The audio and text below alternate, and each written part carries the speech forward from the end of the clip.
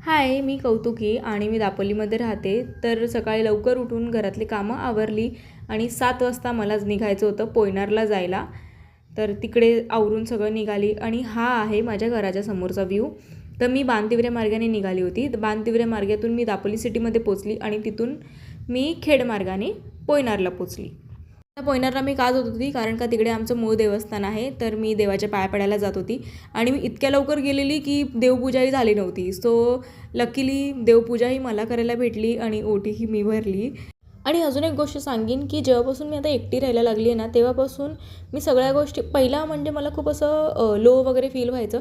पण आता ना मी सगळ्या गोष्टी असं ॲक्सेप्ट करायला लागली आहे की नाही, आपल्याला करायचं आहे. आपल्याला कोण भाऊ नाही आहे. सो आपण एकाने गावी लक्ष दिलं पाहिजे. माझी लहान बहीण मुंबईला लक्ष देते. आणि एकटं राहून आहे ना आपल्याला आपल्या जबाबदारी समजायला लागतात की आपल्यावर काय जबाबदारी आहे किंवा आपण कसं राहायला पाहिजे, आपण कुठे कुठे लक्ष दिलं पाहिजे. आणि हे आहे आमचं मूळ देवस्थान, मूळ घर.